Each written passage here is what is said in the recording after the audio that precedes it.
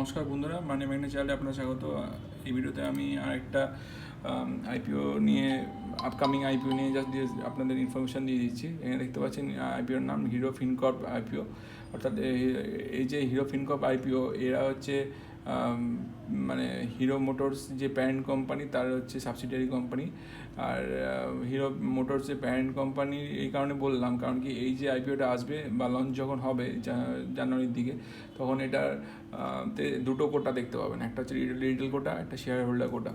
আর retail কোটাতে apply করতে পারার সুযোগ পাবেন, এবং শেয়ার হোল্ডার কোটায় তারাই পাবেন অ্যাপ্লাই করার সুযোগ যাদের কাছে হিরো মোটরসের শেয়ার অ্যাটলিস্ট একটা থাকবে যবে আইপিওটা মার্কেটে আসবে তার আগের ডেট পর্যন্ত, মানে ডিএইচআরপি আসার আগে পর্যন্ত।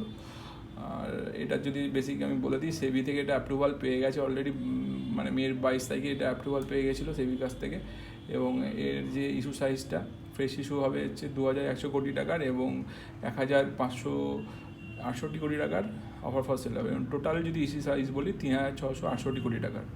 এবার ডেট যেহেতু আমি বললাম প্রথমে যে এখানে ডেট কিছু আসেনি, এখানে ডেট কিছু শো করছে না, ফেস ভ্যালুটুকু বলে দেওয়া যাবে 10 টাকা 5 টাকার ফেস ভ্যালু এটা। এবং এটা ফ্রেশ এবং ওএফএস দুটোই হবে। এবং বিল্ডিং আইপিও এটা বিএসসি এনএসসি দুটোতেই অ্যালটমেন্ট হবে। এবং এর ইস্যু সাইজটা আমি বলে দিলাম একটু আগে আপনাদের।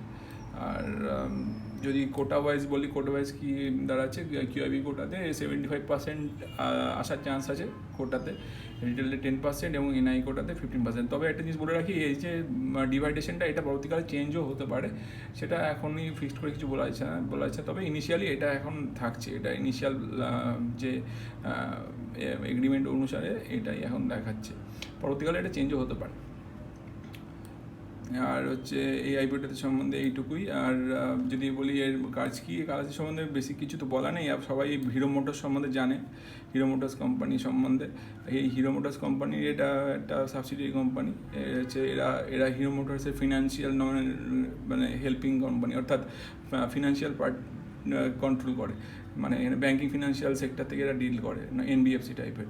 তো এরা হচ্ছে লোন নেওয়ার ক্ষেত্রে হেল্প করবে বিভিন্ন এমএসএমই যে কাস্টমার থাকবে তাদের জন্য।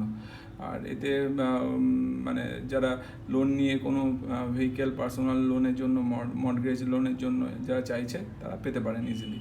আর এটা হিরো ব্র্যান্ড থাকার জন্য এর তো রিলায়েবিলিটি অবশ্যই ভালো, সবাই এটাকে চোখ বন্ধ করে ভরসা করতেও পারবে। তো দেখা যাক কী হয়, মার্কেটে আইপিও আসার পরই তবে সবাই বোঝা যাবে লিস্টিং কীরকম হয়, কত প্রফিট হয়, সবই বুঝতে পারবো আমরা।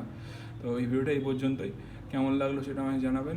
আর যদি কোনো কোশ্চেন থাকে আমার জানান, কারণ কি এটা নিয়ে আমি যখন মার্কেটে লঞ্চ করবো তখন এই নিয়ে আমি আলাদা করে একটা ভিডিও বানাবো। তো এটা ইনিশিয়ালভাবে আমি আপনাদের যে ইনফরমেশনের জন্য বানিয়েছি। আর যদি আমার চ্যানেলের ভিডিওগুলো যদি ভালো লাগে, তো আমার চ্যানেলটা সাবস্ক্রাইব, শেয়ার অ্যান্ড লাইক করে আমার পাশে থাকবেন, আমার চ্যানেলটা গ্রো করতে সাহায্য করবেন। ধন্যবাদ।